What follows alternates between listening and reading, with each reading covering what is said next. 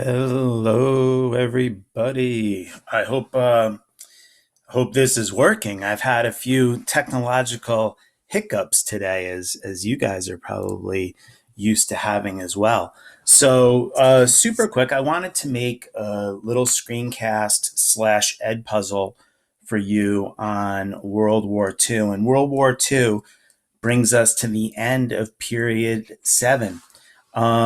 So I posted a bunch of things about this, and for the playbook of the week, I talk a little bit about this, but I'll mention this briefly. So the College Board this year, just to be sure that everybody understands, the College Board this year has decided. I know you know this, but I'm just going to say it real quick. The College Board this year has decided to amend the test and to make the test a single DBQ question. That DBQ question can cover anything and can be about anything from periods 3 through 7. So 1945 brings us to the end of period 7. So I'm going to tap on the brakes a little bit. I think it would be kind of crazy for me to keep going forward and do new material. We're going to tap on the brakes a little bit and spend the next 2 or 3 weeks really reviewing for the AP exam.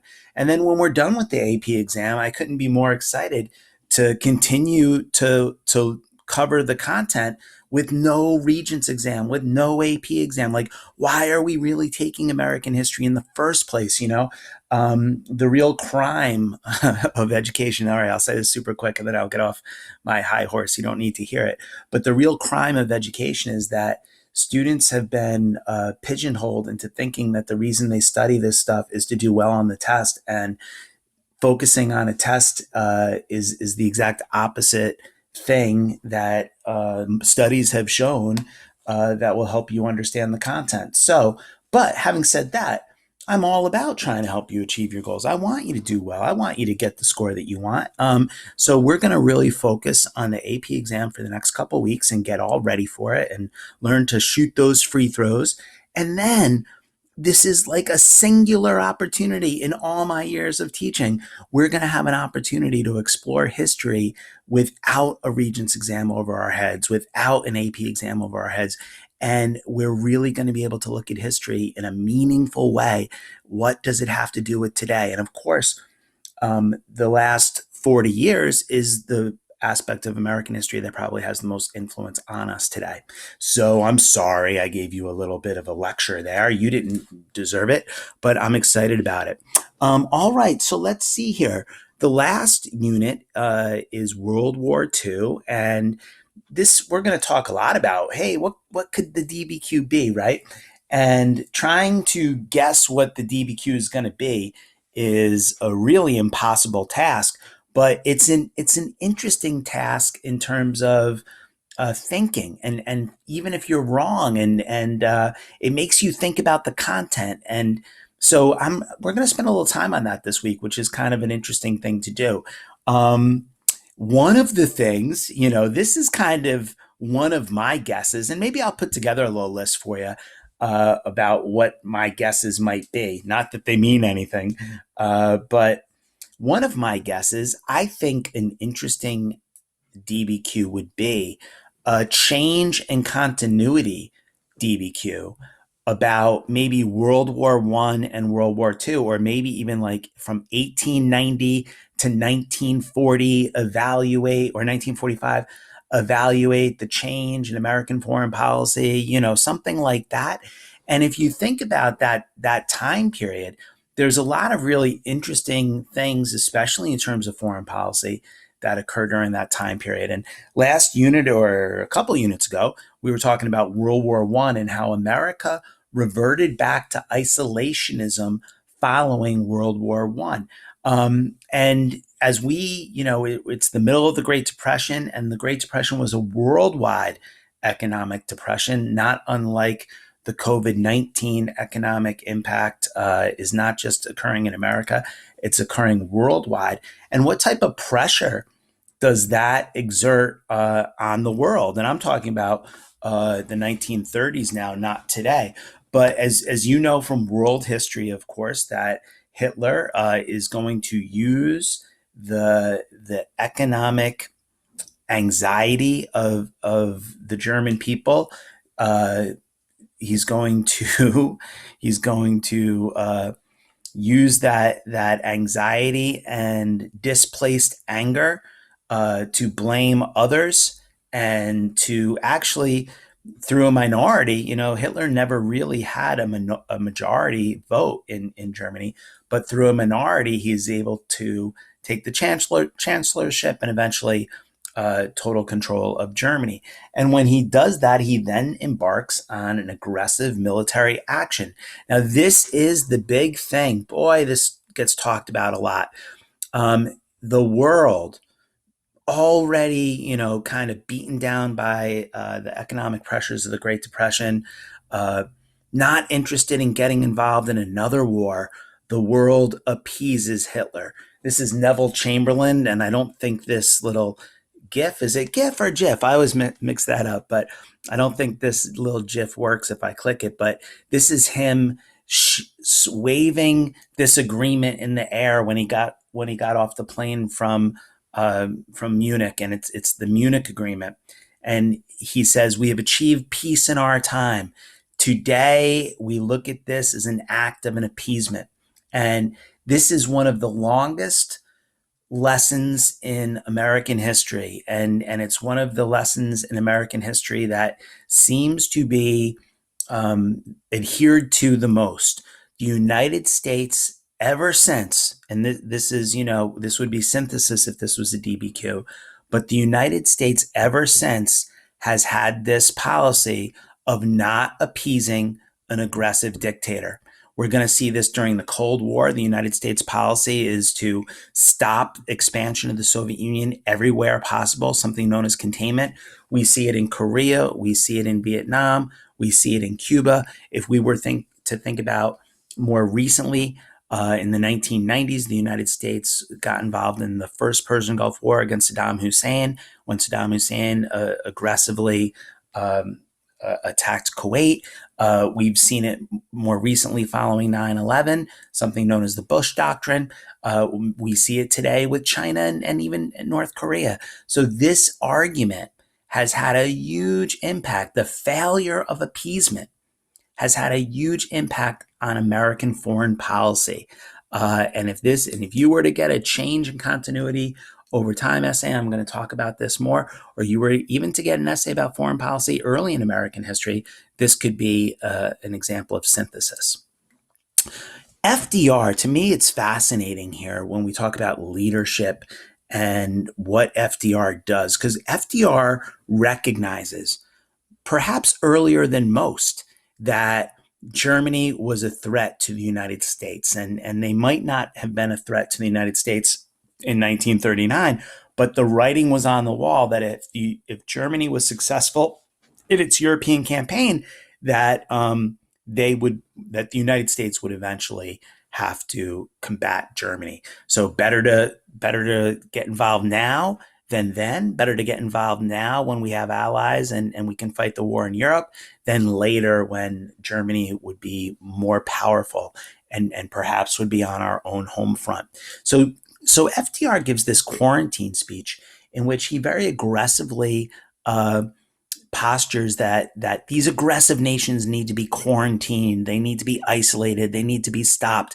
And this speech was met with a lot of disapproval.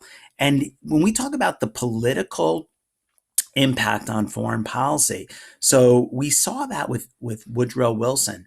Woodrow Wilson, who wants the United States to join the League of Nations, Woodrow Wilson, who wants to try to secure an everlasting peace following World War I, and he believes that in order to maintain peace following World War I, the United States needed to be an active participant in world affairs.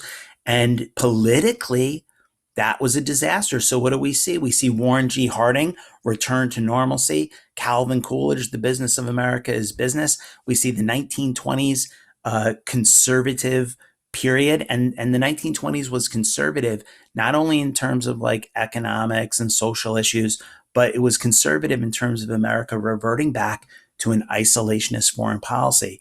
So now it's the 1930s, and FDR is having this same issue that the American people do not want to get involved in foreign affairs. This is where the leadership comes into play. And despite Ron Swanson and others who are critical of FDR, largely FDR is widely considered to be one of our greatest presidents. And it's kind of funny how controversial of a statement that is because of FDR's impact on the modern Democratic Party. But the vast majority of historians view him as a great president. And one of the things that made him great was his ability for leadership. So the American people did not want to get involved in European affairs. So what does a great leader do? Does a great leader listen to the American people, or does the great leader lead the American people to a course of action that he believes is right? And FDR, politically speaking, getting involved in world affairs, getting involved in the European war was not popular. FDR believed, and I think everyone would agree, rightfully so, that the United States needed to get involved earlier rather than later. It's better to get involved when we can fight this war in Europe than if we have to fight this war after Germany has taken over Europe. So he starts to lead America. He starts to push America towards getting more actively involved. So there are a series of neutrality acts at first. This was in response to the quarantine speech. The American people did not want to get involved in the war. So there's these series of neutrality acts that are passed that are intended to stop the United States from getting involved in the war. Let's see here. Here we go. So a little bit of attitudes about World War I affecting our involvement in World War II. A lot of people viewed World War I as a mistake. We never should have gotten involved in World War I. A lot of people said it was for money. It was for industry. Many American people were shell-shocked. I have not seen 1917 yet. I'm dying to, but World War I, of course, you've learned about trench warfare and global studies, I'm sure. Many Americans were literally, today we would call it post-traumatic stress syndrome, but many Americans were, they called it shell-shocked back then. Many Americans were literally shell-shocked. And the attitude was that America should have never gotten involved in that war in the first place. And boy, we're not getting involved in this one. So there are a series of neutrality acts, and these neutrality acts, the belief was that our economic ties to England got us involved in World War I.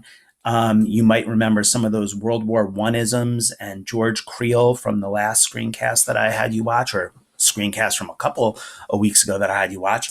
But the argument was that if we don't get economically involved, we can avoid getting physically involved in this war. And what FDR does is he slowly uses rhetoric. The fireside chats, and he's a great speaker, and policy to inch us closer to war with Germany.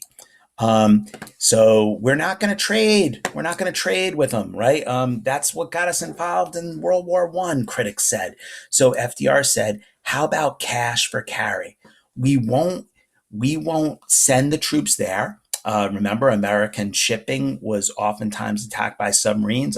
Unrestricted submarine warfare was a major cause of World War I. So FDR says we won't ship goods to Europe, and we won't accept loans for those goods. But what about cash and carry? Even today, people who throw a yard sale might put a sign up that says cash and carry. You want to buy my old chair? No problem. You got to pay cash for it, and you got to pick it up yourself, right? Cash and carry. So you want ammunitions from us? You want tanks and guns and bullets and planes? If you want those things from us, no problem, FDR said. You pay cash and you come and pick it up. This is a way that FDR is nudging America closer to getting involved in the war. England has control of the North Atlantic Sea. It's really only England that can get to America. So we are helping America. We are helping England through this cash and carry program, and at the same time, FDR is adhering to the neutrality acts. Now look at how FDR is kind of moving us forward. There was this destroyer for bases deal. The United States gave over 35 destroyers to England in return for leases on military bases. We're inching ever closer to getting involved with England in fighting Germany. Selective service: 1.2 million troops are drafted during peacetime. FDR is gearing up for war. Roosevelt also is a remarkable speaker. If you were to get a DBQ on this, there is very little doubt in my mind that you would get the Arsenal of Democracy speech or the Four Freedom speech. Who knows which one the College Board would pick? If it were me, it would be the Arsenal of Democracy speech. But FDR says that we will be an arsenal of democracy. An arsenal is a place that holds weapons. So, if your neighbor's house was on fire, FDR said, you would give them a hose, wouldn't you? Right? Well, England is in a crisis right now, and they are our ally. We need to provide them with the weapons to fight. We don't need to fight the war, but we need to provide the weapons so that they can fight the war. And he gave the Four Freedom speech. FDR, this type of presentation, I don't have the opportunity. If we were in class, I'd go on YouTube and type in, one of these speeches or fireside chats. I encourage you to do that. You should listen to an FDR speech. The Four Freedom speech was illustrated by Norman Rockwell. I don't know if you guys have heard of Norman Rockwell. He is famous for drawing very patriotic scenes of America. And, the four freedoms are freedom from want, big Thanksgiving dinner, freedom from want, freedom from fear. Us parents worry about our kids, freedom from fear, freedom of religion. And this is my favorite, freedom of speech. And when I say my favorite, I just mean this illustration, like this guy standing up in a town hall meeting. He's got some pamphlet in his pocket. So he's an educated citizen participating in American democracy. I'm a sucker for this stuff. So these are illustrations that illustrate FDR's four freedom speech. And he said, this is what America stands for. We stand for these four freedoms, and we need to support these in the world, not just in America. Finally, the Lend-Lease Act. We will lend or lease England munitions.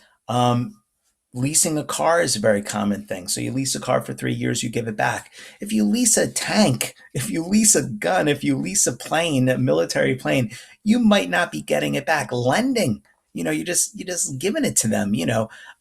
Look at how far FDR has moved America in a few short years from this desire for neutrality to us doing everything short of getting involved in the war. There was actively involved in the war. There was still a desire by many, many Americans to avoid getting involved in the war. Charles Lindbergh, who was one of the most famous, one of the most beloved men in America, he flew single. He had a solo flight across the Atlantic, which was a really heroic thing when he did that in the 1920s. He was the leader of this group called America First, and he believed that the United States should avoid getting involved in war. This guy is so fascinating. There's a show about him right now, or I don't really know. I haven't watched it, but there's a show that has a revisionist history that stars him, The Plot Against America. And I guess from what I read about the show, that the story is, what if Charles Lindbergh won the presidency in 1940? And Charles Lindbergh's a really fascinating guy. A lot of people think that he was a Nazi. And I'm not going to, so many people have strong opinions about Charles Lindbergh.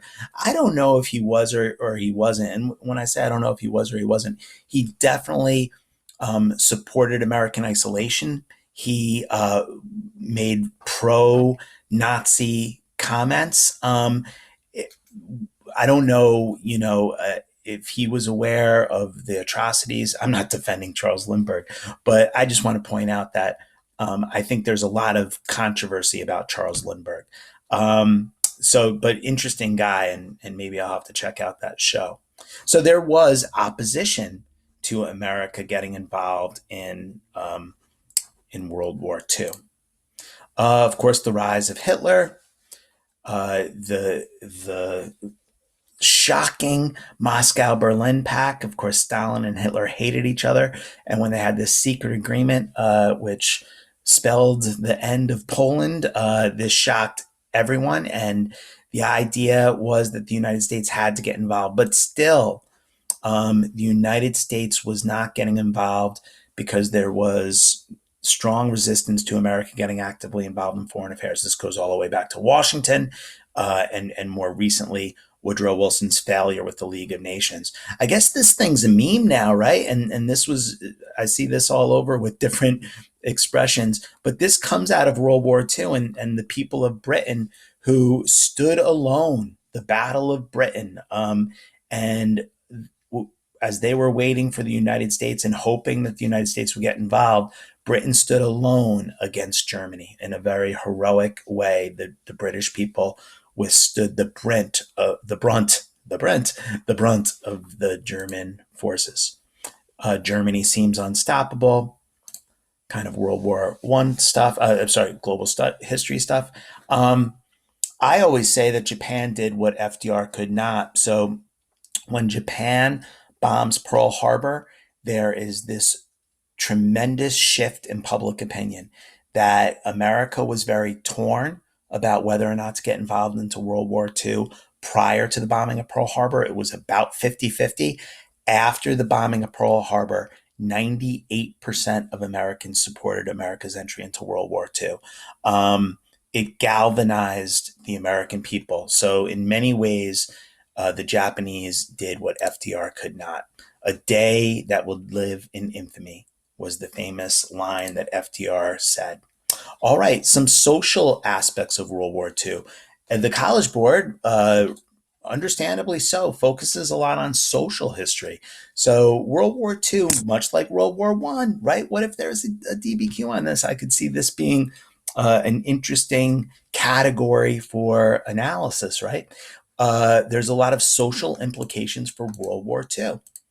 So African Americans, when we were talking about World War One, we talk about the Great Migration, right? Following World War One, hundreds of thousands of African Americans leave the South. The impetus for them leaving the South after World War One. We talk about all African American units like the Harlem Hellcats, and during World War II, we see the Tuskegee Airmen. I don't have that as a bullet here, but there's also the Double V campaign. V for victory at home against segregation, and V for victory against Hitler in Germany. So the Double V campaign. It's during this time that we see the rise of the NAACP and the Congress of Racial Equality. These groups are going to play an important role as we move forward in the civil rights movement. Mexican Americans. So there is this need for labor during World War II, and the United States expands immigration, and we have a lot of Mexicans coming into America and becoming citizens. Mexican Americans. They were oftentimes referred to as braceros, but there's a lot of discrimination against Mexican Americans. There's this thing called the Zoot Suit Riot, and this is a zoot suit, and it's really kind of pretty cool, but it's got a lot of fabric to it. And during World War One, it was double breasted and baggy pants, and the jacket went all the way down to the knees, right? So all the fat this was very popular among Mexican Americans, and all the fabric it was seen. This is during a time when there was rations and there was a lack of supplies, and some Americans saw this as very unpatriotic. This is actually a picture of the Zoot Suit Riot, where a lot of sailors who were on break, on furlough, were walking around just beating up anyone who looked Mexican, looked like they were Mexican. Talk about continuity and change over time, right? Native Americans, World War II, when we look at things that happened that impacted Native American history, and obviously first contact, Columbian Exchange had a huge impact, to say the least. The Dawes Act had a huge impact on Native Americans. You know that one, so I'm not going to go on and on about it. But after those two things, I think World War II had the greatest impact on Native Americans. Many Native Americans fought in World War II.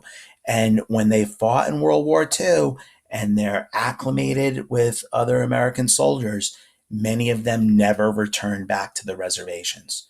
So we see that World War II really has a cultural impact on Native Americans. There's a great movie about the role that Navajo Native Americans had in World War II. I say great movie. It actually wasn't that great of a movie. It was an okay movie, but the story is a great story. It's about how, and a true story, about how Navajo Indians used their language as code. And throughout the entire war, every troop would have a Navajo Indian, and the Navajo Indians would use their language to transmit messages, and the Germans could never break the code. And all it was Navajo language. Really great story. Speaking of stories, a really horrible story. Executive Order 9066. So FDR, there's such tremendous anti-Japanese sentiment following Pearl Harbor. Um, Talk about the Mark Twain quote: "History doesn't repeat itself, but it sure does rhyme." I've taught this forever. I've taught this for as long as I've been teaching. And then following 9/11 was the first time that I think I really kind of understood it.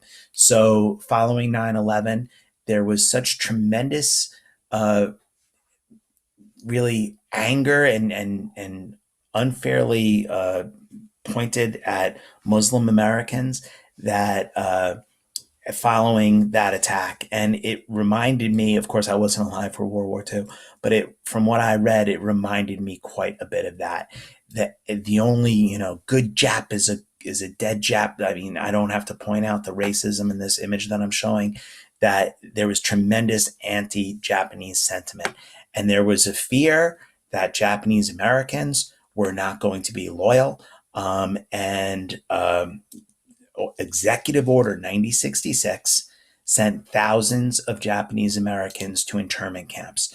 I always like to point this out, and I don't mean to be so narcissistic and make everything about me, but Korematsu sued Fred Korematsu. And what do I mean about me? So Korematsu sued. Korematsu was a Japanese American. And you have to realize that, oh, I thought I had Fifth Amendment slide in here. No big deal. I think I pared down this slideshow hoping to go faster.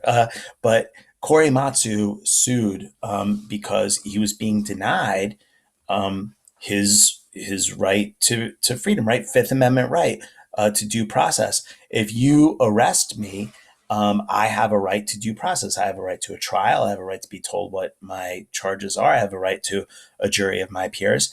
Thousands of Japanese Americans were essentially being detained without that right. The Supreme Court ruled, and this is very similar decision as Schenck. The Supreme Court ruled. This should remind you a little bit of the quasi-war with France, right? Way back when with John Adams, the Alien and Sedition Acts. The Supreme Court ruled that during times of war, your constitutional rights can be limited or denied to you. So Korematsu, a lot of us learn this case and know this case, and I think of all the things I talk about in class, there's things that you guys remember from middle school. This is usually one of them, that Korematsu lost this case. I think kids remember this case, but I think a lot of people think that Korematsu, of course, won. Of course, Korematsu won, right? No. And why is that so important? Because that case has never been overruled. That decision has never been amended. And that is the standing decision, really. So during times of war, as far as the Supreme Court is concerned, you can have your constitutional rights amended to a degree. Now, what was I talking about me? So it's not exactly Fred Korematsu, but you might be familiar with George Takei. George Takei was on Star Trek. He was on some Disney show, Kicking It, or was that Nickelodeon? I forget the name of that show. But you probably know George Takei. If not, do a quick Google, and when you see him, you will. George Takei was sent to an internment camp. And I always just like to point this out. Not that you guys need this, but I just like to point this out. So George Takei's parents were born in America. His grandparents were born in Japan, and Takai, actually, I think I'm saying that wrong. George Takai was, of course, born in America. He's a third generation. Essentially, that is me. So my parents were born in Ireland. My mom was born here. I was born here. So the idea that these, not that it would make it right either way, but many of these Japanese Americans were very much American, which goes without saying. I strongly encourage you. We don't have a lot of time on this screencast, and I'm already using up too much of it, but I strongly encourage you to Google George Takei's TED Talk on this. And it's one of the more powerful things I've seen. Women, of course, we know about Rosie the Riveter. World War One, women play a very similar role. They're working in factories. World War One has a direct relationship to women getting the right to vote. This idea that the war certainly encouraged women's effort in World War One, encouraged many to believe that they deserve the right to vote. A crazy thing to say. World War Two, we see a very similar impact with women. Women playing a greater role economically. What's interesting about World War One and World War Two, though, in terms of women, is that following World War Two, we see many women uh, reverting back to a more what we might refer to as cult of domesticity, right? All right, so World War II, the nuclear age. Let me go quick. So I'm going to give you this PowerPoint just so that you have it as reference. And when you do, you might want to zoom in and read this letter. This is the letter that Albert Einstein wrote FDR to encourage FDR to fund research into the nuclear bomb. So Albert Einstein actually had very little to do with the actual Manhattan Project, which was the project that was used to develop the bomb. But his kind of superstar reputation certainly helped um, uh, encourage FDR to give Enrico Fermi and others the funds that they needed to develop this bomb. This is a really powerful letter. I encourage you to go read it. So, wrapping things up, and we'll pick things up with this later after the AP, but the end of World War One, right? We dropped the bomb, or is that the beginning of the Cold War? So in many ways, our use of, and this was actually a DBQ one year, way back when, a long time ago, the DBQ was about Truman dropping the atomic bomb. The argument about whether or not Truman needed to drop the bomb, or whether this was an encouraged the beginning of the Cold War is really kind of an interesting one. So, oh my gosh, look at that, a little typo. Sorry about that. I'll fix that before I post it on the Google Classroom. But getting back to this idea of continuity and change over time. So if we look at America's foreign policy during this time period, and we say that throughout American history, the United States has had an isolationist foreign policy going all the way back to Washington's farewell address, where he says, avoid entangled alliances. After World War One, the United States toys with getting involved in an entangled alliance, the League of Nations, but it's incredibly unpopular politically, and the United States does not join the League of Nations, even though the League of Nations was Woodrow Wilson's idea. So Woodrow Wilson came up with the idea, and his own country refused to join it. Following World War II, the argument goes that had the United States joined the League of Nations, had the United States been more actively involved, perhaps World War II could have been avoided. The United States joins NATO, North Atlantic Treaty Organization. NATO's mantra is an attack on one is an attack on all. If a country attacks a NATO country, that country is essentially attacking the United States. We call that collective security. Collective security, another way of thinking of collective security, what did Washington call it? entangled alliance. So the United States has come full circle following World War II. And this is why this makes an attractive continuity and change over time essay to me. There's so many things going on with World War One and World War II, and maybe they would even push it back to the Spanish American War. There's so many things going on with during that time period, whether it's women or African Americans or America's foreign policy, economic changes, both liberal policy like the New Deal and the conservative 1920s.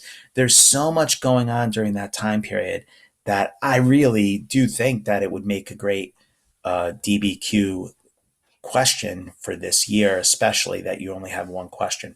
But who knows? The United States expands its global military presence following World War II.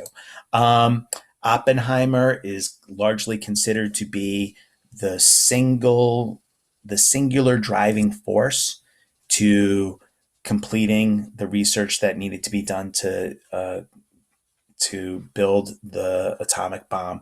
I strongly suggest that you click this link. It's a famous speech that Oppenheimer gave, and I'm not going to click it because of time. But boy, I guarantee you, I'll give you 20 Federal Reserve notes if you click it and watch it and don't like it.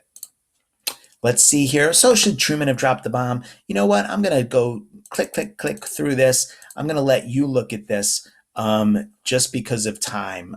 You can take a quick look at this.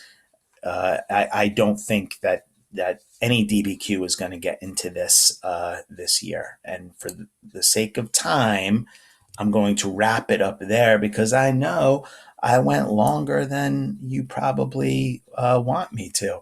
Guys, I hope you are doing well. I really do. And we're going to be seeing a lot of each other, video conferences and comments on DBQs and for the next couple weeks and then after as well. All right. Take care.